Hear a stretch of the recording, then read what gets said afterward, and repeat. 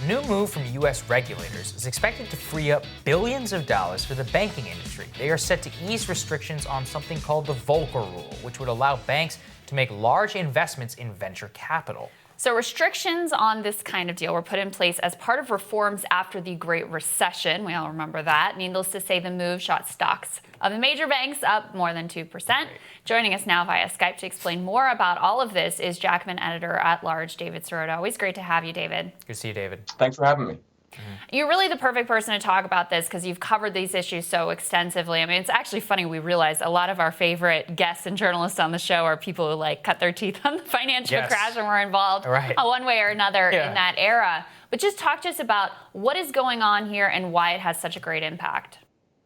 The Volcker Rule was put in place to prevent banks from doing proprietary trading with customers' money. The idea was that in the financial crisis, one of the problems was that the banks took deposits, took customers' money, and bet it on mortgage-backed securities. And then when the housing crisis hit, the subprime mortgage crisis hit, that ended up hurting the banks, which ended up creating a financial crisis. So the Volcker Rule said, listen, if you take deposits, you, a bank, take deposits, you can't gamble with that money on risky investments.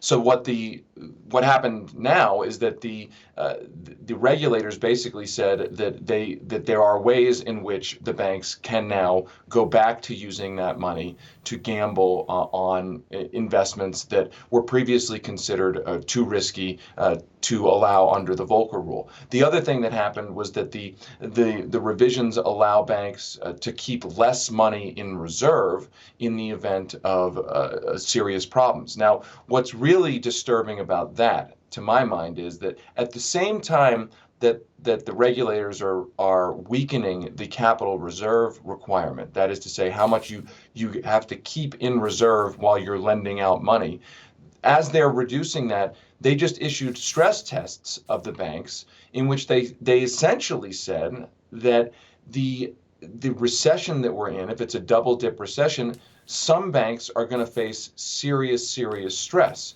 So put those two things together, and it's a little bit scary because you've got the regulators at one point saying you can go out and lend money and keep less on hand in the case of an emergency, and then they're also saying, hey, listen, if we go through in this unpredictable economic period, if we go through a double dip recession, there's going to be major stress on the banks. The Volcker Rule had the capital requirements in order to force banks to be more responsible and to be more resilient in the face of real turbulence. Right, and that's what worried me about this, David, is that we all found out how bad it is whenever they do this type of behavior in 2008. They literally come on the verge of collapse, and the whole reason Obama and Dodd-Frank and all of this stuff even happened was specifically to make sure that situations like this don't occur. And we saw that bank stocks went up, obviously, but also, doesn't this just encourage them to try and pursue that type of behavior more so in order to make up the amount of billions in lost profit that they're experiencing as a result of this depression?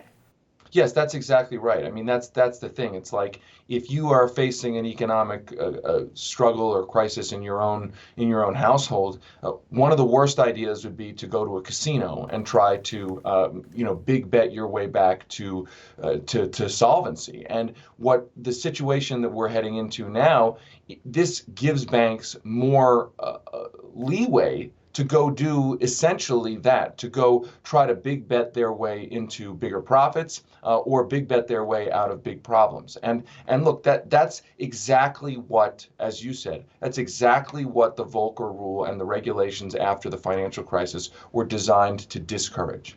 Yeah. And are we seeing any pushback in this town? Is there any organized opposition from Democrats or others? I haven't seen any. I mean, some of the regulators expressed dissents. An SEC regulator, one of the folks on that commission said that this could be a problem. But we haven't seen much political pushback.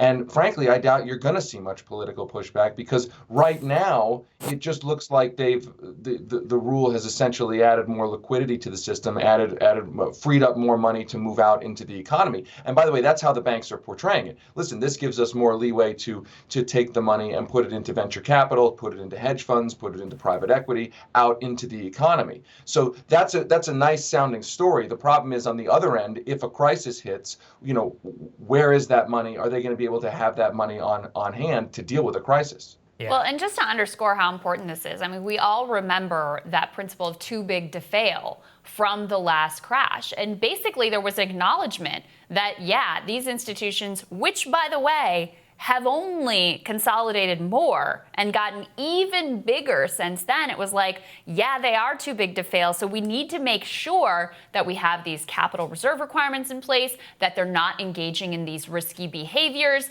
that they have enough money and the stress test, so that if there is another crash, they don't fail. So we don't have to bail them out again. And basically what you're doing is, yes, we all still know they're too big to fail, quote unquote, but you're stripping away those protections that are in place to keep the public from ever having to bail them out the way they did before.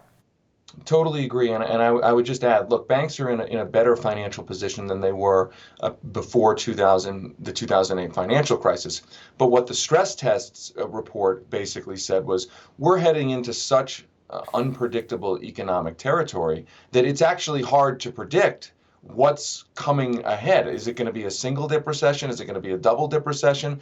So again, I go back to that situation where that point where it's like, if the stress tests are saying, listen, we are heading into uncharted territory, why are you deregulating the safeguards while you're acknowledging you're heading into uncharted territory? It's not like we're in a period of time where they're saying, listen, things feel pretty stable right now, we have a pretty good idea of what's ahead. We're heading into the opposite of that situation and essentially deregulating the finational sector.